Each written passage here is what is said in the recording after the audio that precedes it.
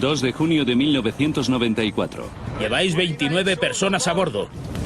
Un helicóptero Chinook se estrellaba.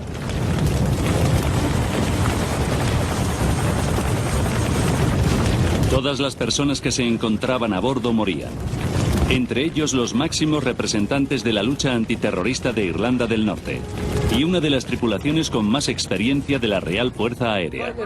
El teniente de vuelo Jonathan Tupper era un militar increíblemente cualificado, leal y entregado. Cuando se hizo público el suceso, la tragedia dejó de ser impacto y se convirtió en escándalo.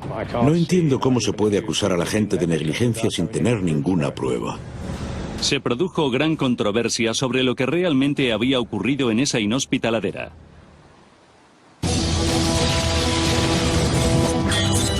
Los desastres no ocurren sin más, se desencadenan por una serie de sucesos críticos. Revelaremos las pistas y repasaremos esos últimos segundos catastróficos. Segundos catastróficos, el accidente del Chinook.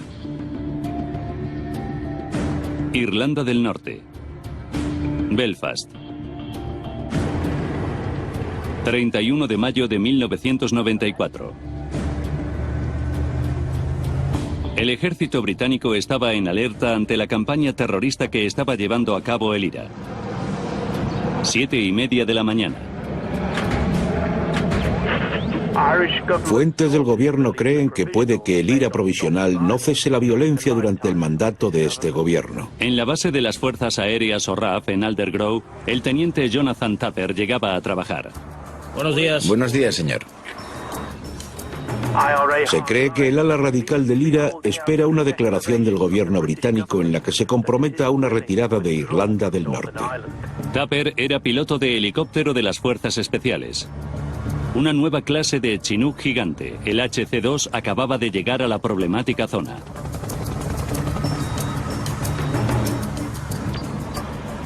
La identidad del grupo responsable de colocar un coche bomba ayer en Tempo, en el condado de Fermanagh, sigue siendo un misterio. Pero la Real Policía del Ulster cree que la bomba que explotó delante de la comisaría de policía tiene el sello del IRA provisional. Tras 14 años de servicio en la Real Fuerza Aérea, el Chinook había sido ampliamente reequipado. Un nuevo sistema de control informatizado hacía que el pilotaje del helicóptero fuera mucho más sencillo para los pilotos. Habían pasado unos meses desde que Tupper había realizado su formación con el nuevo helicóptero y tenía ganas de volverse a familiarizar con él. ¿Qué tal? Muy bien, señor. Todos los formularios están cumplimentados. Genial. Gracias. De nada, señor. Tupper tenía orden de pilotar el nuevo Chinook 2 días después. Pero con el alto nivel de actividad terrorista, su misión seguía siendo clasificada. Hola, papá. Hola, soy John. ¿Qué tal? Ese mismo día, Tupper expresaba en una llamada que hizo a su padre su preocupación por el nuevo helicóptero. Tiene unos cuantos problemas, en mi opinión. Hay un par de cosas que no me convencen, pero ya veremos. He solicitado uno de los antiguos Chinooks, pero me han dicho que no. No es posible.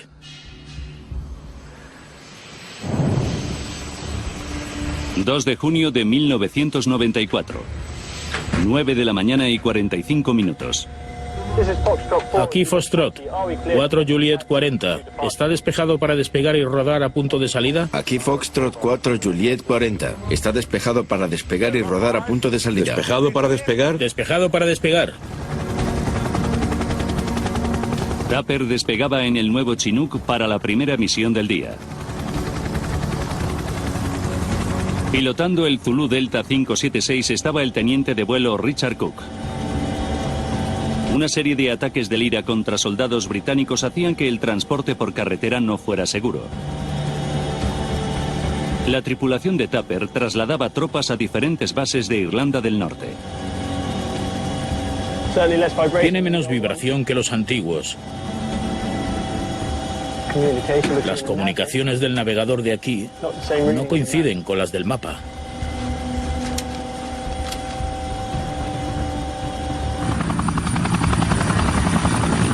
...15 horas y 20 minutos. Tras una serie de vuelos cortos, el Chinook volvía a la base de Aldergrove. ¿Cuál es el problema? Tapper estaba preocupado. La lectura del navegador es inconsistente y la potencia irregular. El equipo lo mirará ahora mismo, señor. Gracias. La siguiente misión de Tapper requería un alto nivel de seguridad. Su tripulación debía trasladar a 25 altos oficiales de la lucha antiterrorista de Irlanda del Norte a una conferencia en el norte de Escocia. 16 horas. Vamos, chicos. Antes del vuelo, Cook y Tapper informaron de la misión a los otros dos miembros de la tripulación. ¿Qué nos cuentas? El clima es bueno, mayormente despejado, pero hay un 30% de probabilidades de visibilidad sobre el promontorio. Las reglas de vuelo visual, o VFR, permiten a la tripulación dirigir una aeronave guiándose por la observación visual en vez de por los instrumentos. Nuestro primer punto de ruta es el faro de aquí, el del promontorio. Seguiremos dirección norte en paralelo a la costa hacia la parte oeste. Era un trayecto que Tapper y Cook ya habían realizado antes. 17 horas. Señor, Debido a la amenaza de ataque terrorista, los pasajeros tenían que identificar su equipaje. señor. Entre los expertos en inteligencia del vuelo estaba el jefe adjunto de la policía de Irlanda del Norte, Brian Fitzsimmons, famoso por planificar y organizar operaciones de éxito contra el IRA. La lista de pasajeros era tan confidencial que se destruyó al despegar.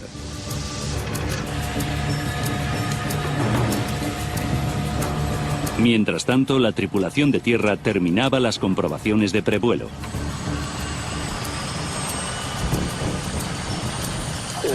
Aquí Foxtrot 4 Juliet 40. Está despejado para despegar y salir de Fort George.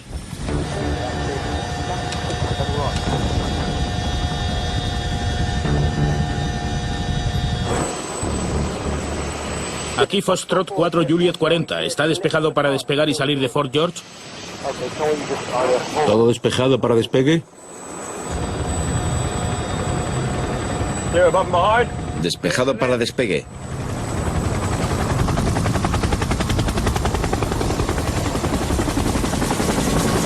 ...17 horas y 42 minutos.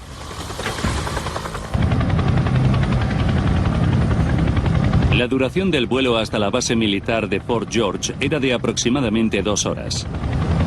¿Sigues en lo tuyo, Tony? Ojalá. Estoy pasando mucho más tiempo en el búnker que fuera últimamente.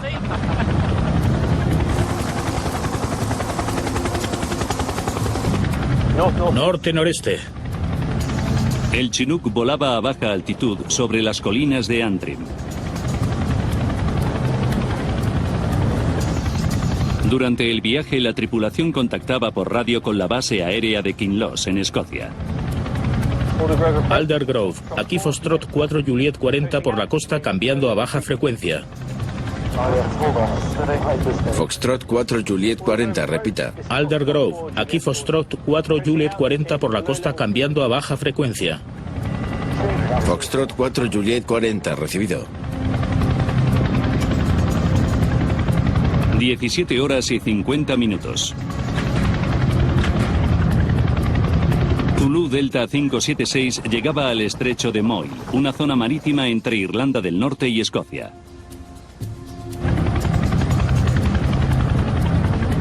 Estaban a 78 kilómetros de su primer punto de ruta, el faro del promontorio de Cantair, la pedregosa punta más meridional de la península de Cantair.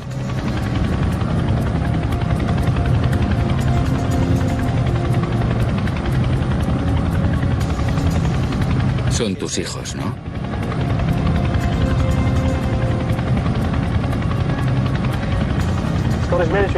Buenas tardes, aquí Foxtrot 4 Juliet 40. El Chinook entraba en espacio aéreo escocés. 17 horas y 55 minutos. En su embarcación, Mark Holbrook oyó el sonido de un enorme helicóptero a baja altitud.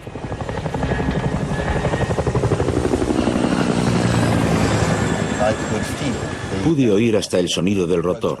Así debajo iba. Iba por debajo del nivel de la nube. Solo miré al helicóptero durante unos segundos. No tenía razón para seguir mirándolo. Holbrook fue la última persona que vio al ZD-576 volando. Seleccionando Carran, giro a la izquierda, 15 grados. 15 grados a la izquierda, sí. 17 horas y 59 minutos.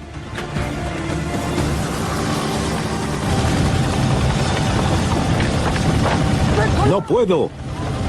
¡No puedo! ¡No puedo! ¡Asciende! ¡Asciende!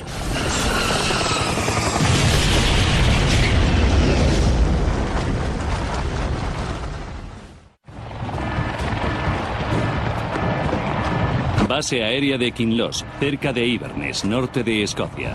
Todo despejado, listo para despegue. El equipo de rescate de montaña de Dave Wally recibía una llamada urgente. Nos dijeron que era un helicóptero militar grande, un Chinook. Se había estrellado y no pintaba bien. Era un vuelo de 60 minutos. Está bien. Hay 29 cuerpos ahí arriba. De acuerdo. Los necesitan rápido. Aterrizar cerca del lugar del accidente era imposible. La bruma estaba muy baja. Solo podíamos ver el mar y una parte del faro solamente. Será un desastre. Chicos, no podemos aterrizar en el lugar del accidente. La única opción segura era el helipuerto del faro. Había un poco de viento y el mar estaba agitado, muy agitado. Había una visibilidad muy baja, pero se podía oler el avión. Sabíamos que el avión no solo se había estrellado, sino que estaba ardiendo. Llevando solo equipo de primeros auxilios, el equipo de rescate se dirigía al lugar del accidente, a 300 metros del promontorio de Cantair. Tardamos 20 minutos en llegar, y cuanto más nos acercábamos, más escombros veíamos.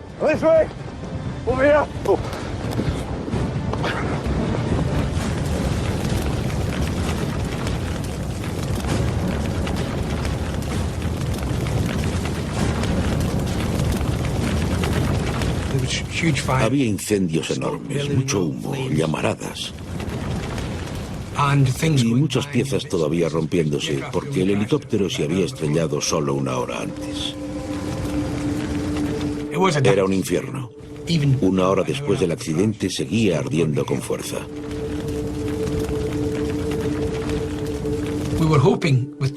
Esperábamos que con 29 personas a bordo y siendo un helicóptero grande, hubiera algunos supervivientes. No.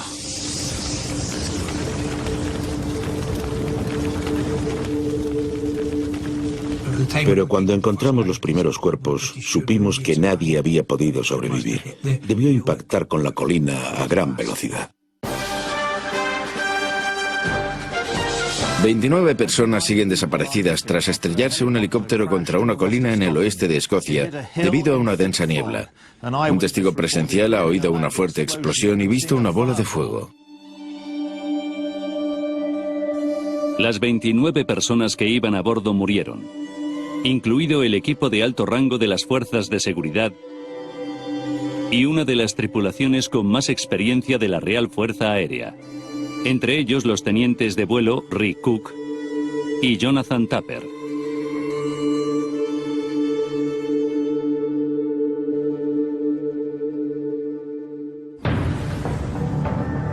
En cuestión de horas se acordonaba una zona de 11 kilómetros alrededor del accidente.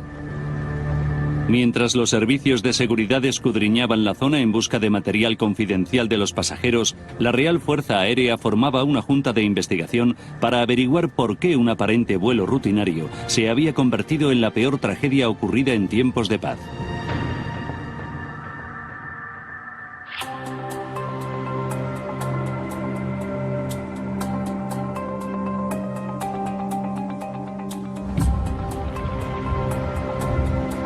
Tony Cable fue el responsable de la investigación de la Junta de Investigación de Accidentes Aéreos, el organismo civil al que se le asignó la investigación del accidente.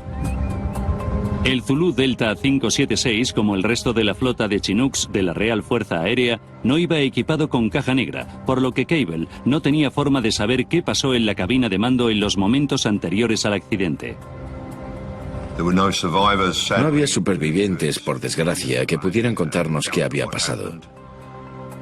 Había habido algunos testigos que lo oyeron, pero no había testigos oculares que hubieran visto el accidente. Y no había grabaciones de radar tampoco. Ni mensajes de radio alrededor de la hora del accidente. Así que teníamos pocas pruebas con las que trabajar aparte del lugar del accidente y del examen de los restos.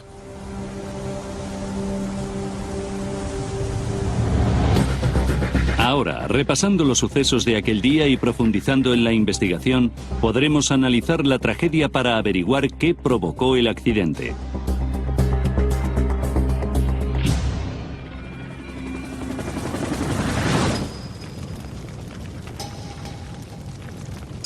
A las 24 horas, Tony Cable caminaba por el lugar del accidente, intentando comprender los últimos movimientos del helicóptero.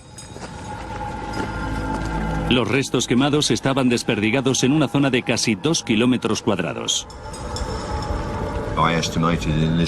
Calculé que alrededor del 80% del helicóptero estaba afectado por el fuego y alrededor de un 20% había quedado destrozado. El veterano Cable veía la primera pista significativa. Había marcas leves en el punto de impacto inicial que coincidían con el tren de aterrizaje del Chinook. El helicóptero había impactado primero en un peñasco del promontorio a una altura de 247 metros.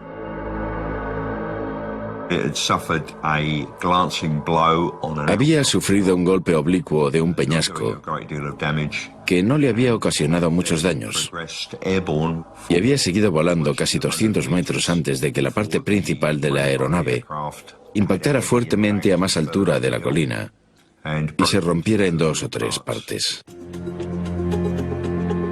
La ausencia de marcas de las aspas del motor alrededor del punto de impacto daba a Cable una idea de la posición del Chinook. El ángulo de la trayectoria de vuelo era del orden de 20 grados sobre la línea horizontal. Por tanto, iba en una trayectoria ascendente. La aeronave iba con el morro hacia arriba, a unos 30 grados, y el helicóptero se había ladeado del orden de 5 o 10 grados a la izquierda. Estos detalles nos pueden dar una imagen de los últimos momentos del Chinook, pero no explican por qué se estrelló.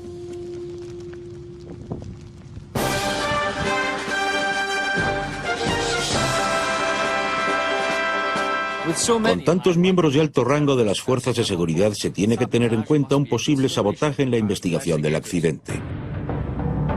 Inmediatamente después del accidente se sospechó de una posible implicación del IRA. 2 meses antes, un helicóptero Lynx de la RAF había sido derribado en Irlanda del Norte. El mortero, equivalente a una bomba de 250 libras, recorrió 137 metros sobre los tejados de las casas de la zona. Un Lynx como este fue alcanzado en la cola a 30 metros cuando aterrizaba. Lo estudiamos mucho. La zona de alrededor del punto de impacto, en tierra y con un helicóptero a baja altitud, para analizar toda la zona hasta la costa y la trayectoria de vuelo. Encontrar alguna parte del helicóptero separada de los restos confirmaría una explosión en vuelo. Pero no encontramos ningún resto más, nada que se hubiera despegado o partido de la aeronave antes del impacto inicial. Un acto terrorista se descartaba rápidamente.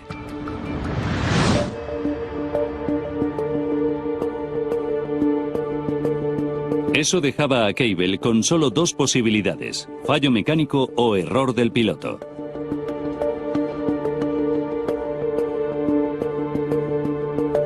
Cable analizó los activadores, parte del sistema hidráulico que permite al piloto controlar los 2 rotores del Chinook. La posición de los activadores daba una indicación de lo que el Chinook estaba haciendo en sus últimos segundos.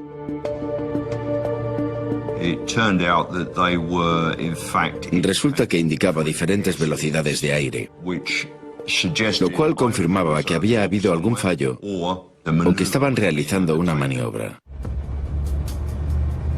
La Real Fuerza Aérea pidió al fabricante de Chinook, Boeing, que realizara una simulación por ordenador basada en los descubrimientos de Cable. La simulación determinó que la aeronave viajaba aproximadamente a 150 nudos con una velocidad de ascenso de 300 metros por minuto, una velocidad alta en tierra, pero lenta en ascenso. Unos segundos antes de impactar, realizó un ascenso o una recogida en argot de aviación. Es el equivalente para helicópteros de una parada de emergencia, lo que indicaba que la tripulación solo vio la ladera en el último momento.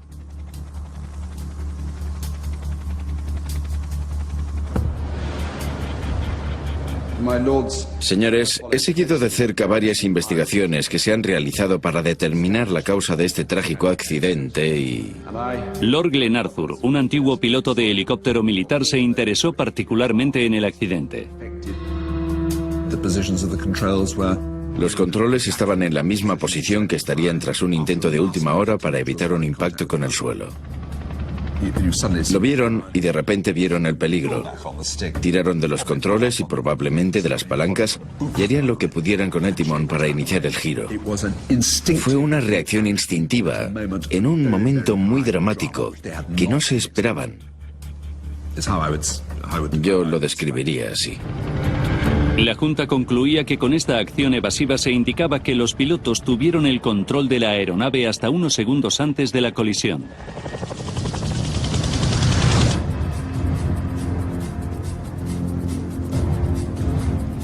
Cable esperaba que el sistema de navegación del Chinook, que se había recuperado intacto en el lugar del accidente, revelara más cosas. Pero las fuerzas aéreas habían enviado a analizar el equipamiento clasificado encontrado en el lugar del accidente.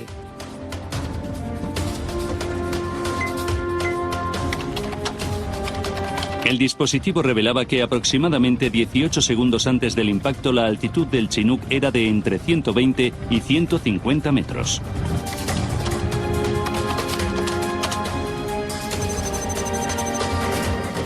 Cable también supo que a 1,5 kilómetros del faro del promontorio, el primer punto de ruta del Chinook, un miembro de la tripulación había solicitado manualmente un cambio de punto de ruta.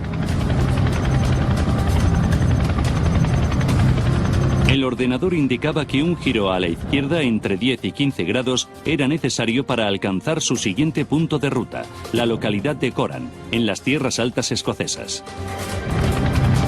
Para las fuerzas aéreas, el cambio de punto de ruta demostraba que los pilotos estuvieron en control del helicóptero todo el vuelo y que posteriormente decidieron no realizar el giro.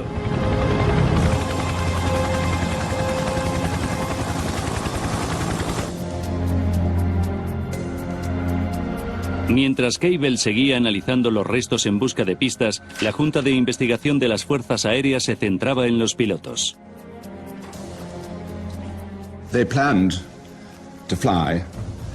Decidieron volar bajo reglas de vuelo visual. Volamos bajo reglas de vuelo visual. Y según las reglas de vuelo visual debían permanecer constantemente a 1000 metros con cielos despejados. Pero la Junta de Investigación Militar creía que la tripulación debía haber volado bajo reglas de vuelo instrumental. Basándose en los pronósticos de climatología y en los informes de testigos del promontorio, la Junta creía que cuando el Chinook se aproximaba a la costa, los cielos despejados dieron paso a niebla y bruma.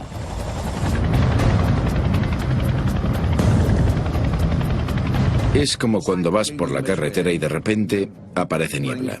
Inmediatamente estás en una situación de gran peligro. Según la Junta, en el momento de su última altitud grabada, entre 120 y 150 metros, los cielos estaban cubiertos. Para cumplir las reglas de navegación, los pilotos tenían que quedar suspendidos en el aire y elevarse a una altitud segura, en este caso, a 850 metros.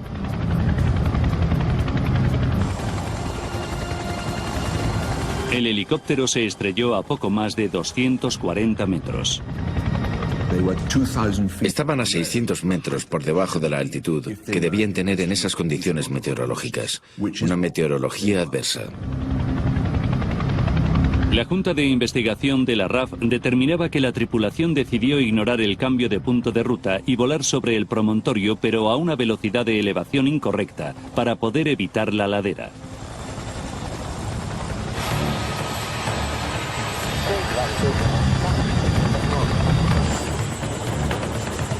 A falta de pruebas concretas de fallo mecánico, la RAF daba su versión de lo que le había ocurrido al Zulu Delta 576.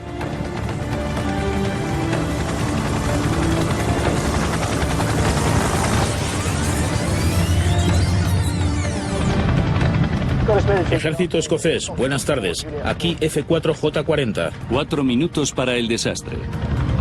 Jonathan Tupper contactaba con control de tráfico aéreo del ejército escocés. 23 segundos para el desastre.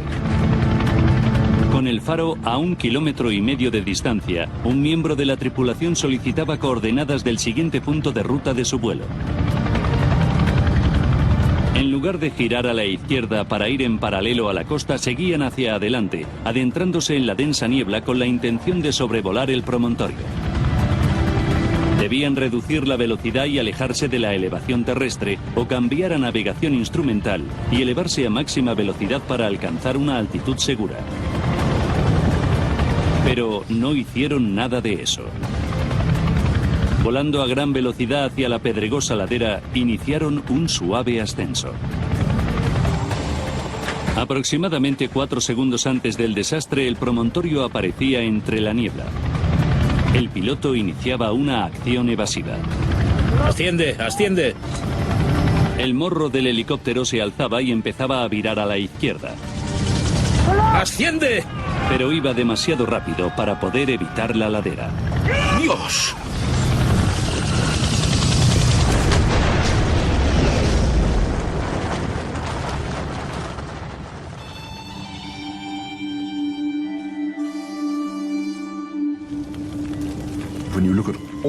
Cuando se analiza toda la información, hay que ser muy atrevido y valiente para decir: lo siento, no encuentro otra razón. No es agradable para mí tener que anunciar que no cumplieron su deber de diligencia y, por tanto, me temo que fueron terriblemente negligentes. Para la jerarquía de la RAF, el caso estaba cerrado. Estamos aquí reunidos porque sentimos mucho lo que sucedió aquí hace 12 meses. Pero las familias y conocidos de los pilotos se negaban a aceptar las conclusiones de la investigación de la Junta.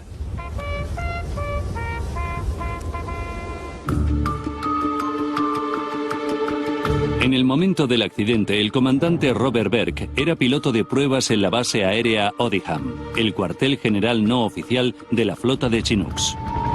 Berg conocía tanto a Tupper como a Cook. No estaba de acuerdo con la conclusión de la RAF de que estos experimentados pilotos se habían dirigido a la elevación en unas condiciones climatológicas adversas. Elevarse así en terrenos altos es lo último que un piloto con experiencia suele hacer. A no ser que los dos se volvieran locos en ese momento.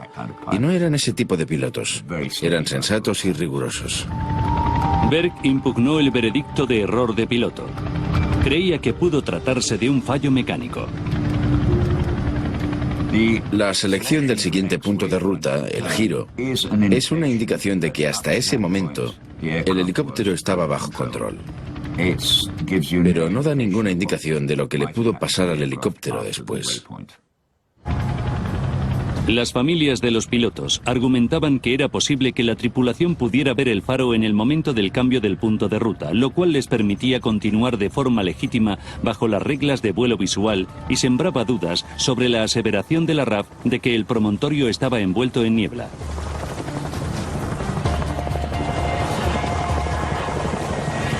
El aficionado a la vela Mark Holbrook estaba a 3 kilómetros de distancia hacia el suroeste del faro cuando vio al Chinook.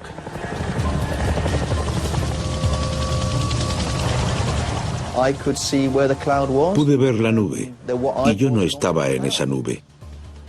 No había niebla donde yo estaba, ni donde vi el helicóptero. Según Holbrook, la niebla de la nube y de la colina se extendía de la base del faro a 76 metros sobre el nivel del mar hacia la cima del promontorio.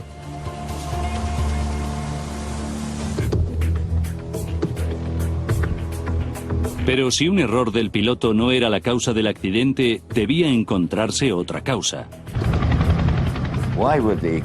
No tengo ni idea de por qué volaron en línea recta en dirección a una ladera cuando había habido indicaciones de que giraran, a no ser que tuvieran problemas técnicos con la aeronave. La atención se centraba ahora en un fallo mecánico. Según Cable, podía haber pistas en el nuevo sistema informático que controlaba los motores del Chinook, el FADEC, o control completo digital del motor. Durante los meses previos al accidente, los pilotos de las instalaciones de pruebas de Boscombe Down describieron el sistema FADEC como definitivamente peligroso. En las 6 semanas previas al accidente, el ordenador que controlaba los motores en una serie de Chinooks nuevos falló en 5 ocasiones. La noticia de estos problemas sin resolver llevaron a Tupper a solicitar una demora del servicio operativo del Zulu Delta 576. Hola, papá. Lo cierto es que he solicitado uno de los antiguos Chinooks, pero me han dicho que no. El vuelo es dentro de 2 días, pero no creo que vayan a cambiar de opinión. El 1 de junio de 1994, los pilotos de Boscombe Down suspendían todos los vuelos de prueba. Sin embargo, Tupper seguía teniendo instrucciones de pilotar el nuevo Chinook al día siguiente.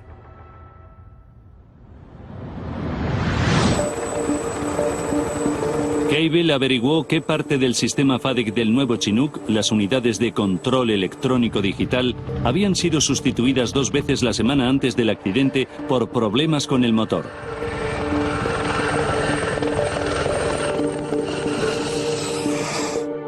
Estas unidades de control regulaban el suministro de combustible en los 2 motores del Chinook para poder realizar vuelos seguros.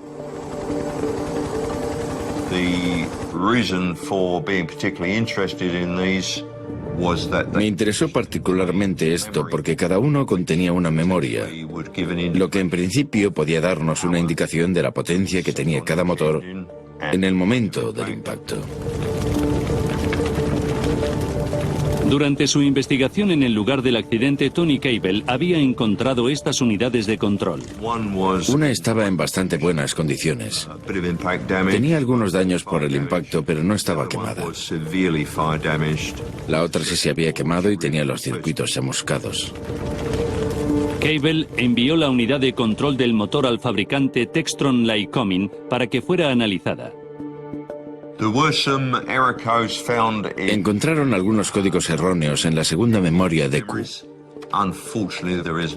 Desgraciadamente, en la memoria no queda grabado cuando se produce un error en concreto, así que no fue posible determinar si se habían producido en la parte final del vuelo. El código de error, conocido técnicamente error E5, fue considerado por los fabricantes como normal. De hecho, era un error que habían visto con anterioridad. En 1989, la RAF estaba probando el nuevo sistema de control de motor o FADEC en la fábrica de Boeing en Wilmington, Delaware, cuando se produjo un accidente. El Chinook sufrió graves daños. El experto en software de motor, Malcolm Perks, fue requerido por el Ministerio de Defensa para investigar. Lo que ocurrió fue que el sistema de rotores del Chinook había funcionado de forma incontrolada a gran velocidad antes de perder el control totalmente. Uno de los motores había recibido demasiado combustible, lo que había provocado un ascenso incontrolado.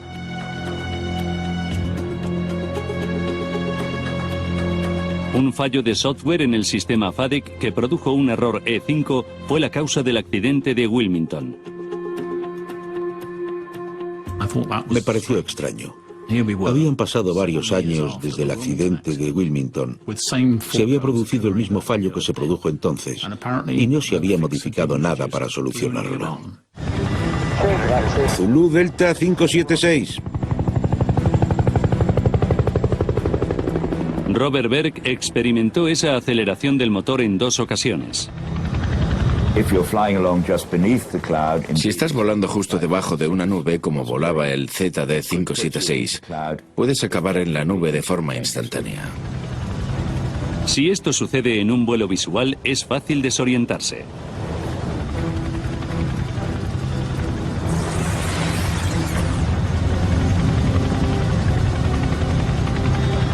Ejército escocés, buenas tardes. Aquí F4J40. En este escenario alternativo, el Chinook se aproximaba al promontorio cuando los pilotos vieron la espesa niebla. Está un poco turbio. Vamos a elevarnos. 23 segundos para el desastre. Un miembro de la tripulación seleccionaba el cambio de ruta. Seleccionando Coran, giro de 15 grados a la izquierda aproximadamente. 15 grados, sí. El ordenador de navegación indicaba al piloto que girara a la izquierda. De repente se producía un fallo del FADEC. Uno de los motores del Chinook se aceleraba. Tenemos una aceleración, un motor con exceso de aceleración. ¡Madre mía! Con el rotor descontrolado, el Chinook empezó a zarandearse violentamente. En contra de los deseos de los pilotos, la aeronave empezó a elevarse adentrándose en la espesa niebla. ¡Visibilidad baja! Estoy levantando la palanca para mantener el control. La tripulación intentaba mantener el control del helicóptero. La sobreaceleración del motor de la aeronave le hizo elevarse, pero a una velocidad insuficiente para conseguir esquivar la ladera. ¡Asciende! ¡Asciende! Y con niebla, en un vuelo visual, la tripulación no podía confirmar su posición. Dios. ¡Asciende, Rick! ¡Asciende! ¡Asciende! ¡Nos estrellamos!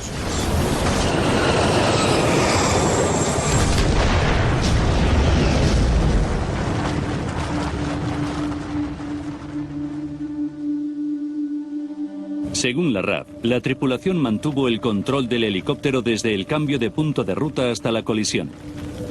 La teoría del fallo del sistema FADEC sugería que no pudieron preverlo.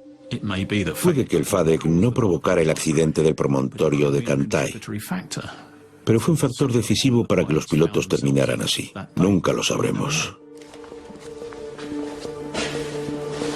No obstante, un fallo del FADEC no era la única posibilidad. Tony Cable cree que también pudo ser por un atasco de los controles de vuelo de los pilotos.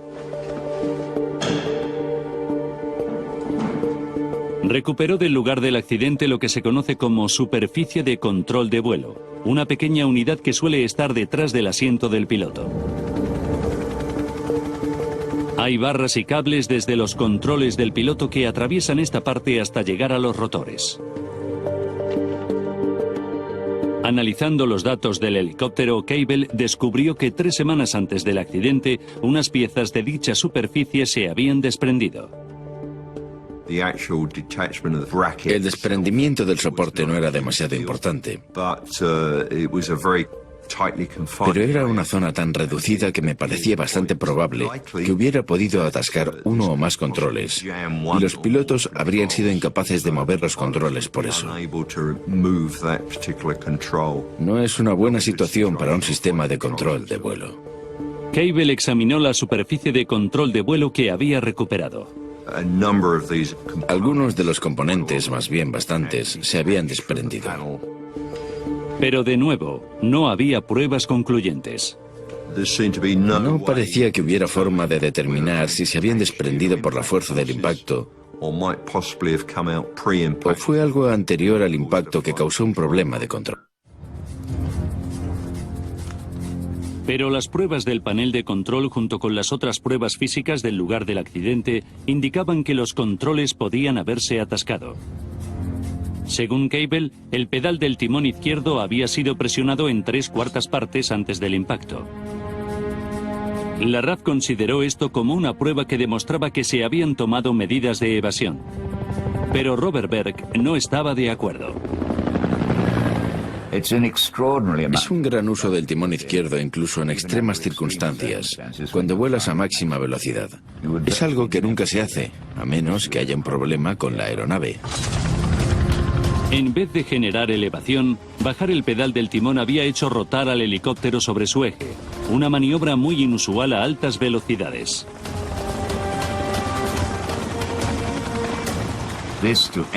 Cualquier piloto de helicóptero o de otro tipo de aeronaves diría que la aeronave estaba fuera de control en el momento del impacto.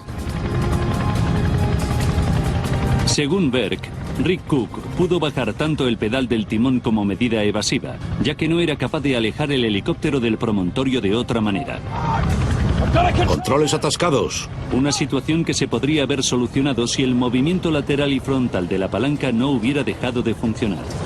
Es decir, si no hubiera habido un atasco de controles.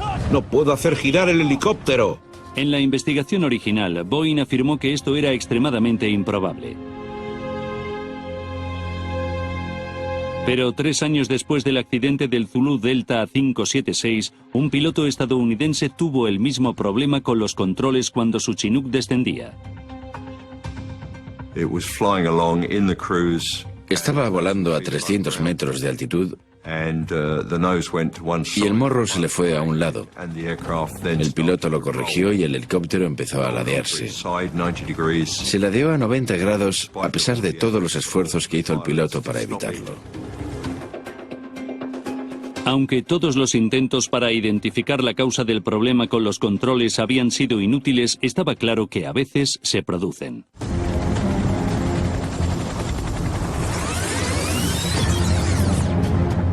Ejército escocés, buenas tardes. Aquí F4J40.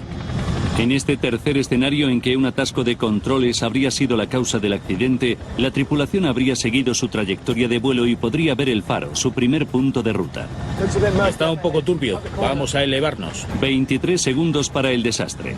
Solicitaban las coordenadas de su siguiente punto de ruta. Seleccionando Coran, giro a la izquierda 15 grados. 15 grados a la izquierda, sí. El navegador les indicaba girar a la izquierda para alejarse del promontorio. Pero al intentar virar, aparecía un problema con los controles. Controles atascados. No responden. Incapaces de virar, se dirigieron a la montaña cubierta de nubes a gran velocidad. Rick, tira del colectivo. Para evitar el promontorio tenían que reducir velocidad y girar. Rick, asciende. O elevarse rápido a velocidad máxima para alcanzar una altitud segura. Rick, asciende. Pero con los controles atascados, no podían reducir la velocidad.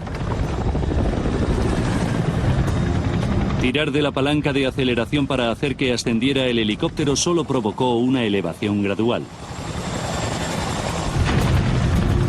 Al ver la montaña delante, Cook intentó esquivarla pisando el pedal del timón izquierdo para intentar girar a la izquierda. ¡Dios! ¡Dios! No fue suficiente.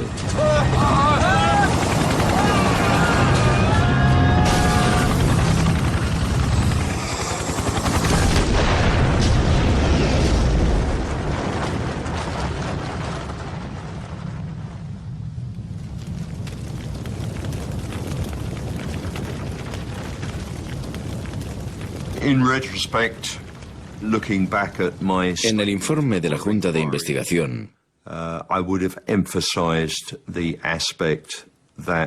me gustaría haber hecho hincapié en que la ausencia de fallos no significaba que no hubiera algún fallo.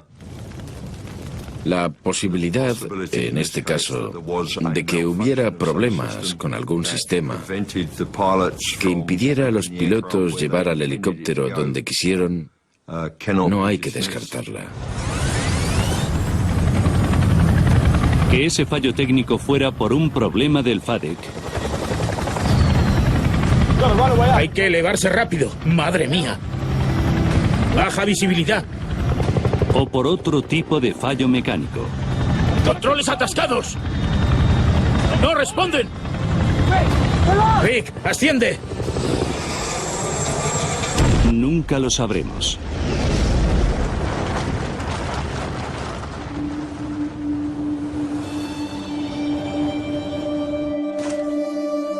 En 2001, un comité de la Cámara de los Lores recomendó exonerar la negligencia de los pilotos como causa del accidente, basándose en que dicho veredicto solo podía aplicarse cuando no hay ningún género de duda al respecto.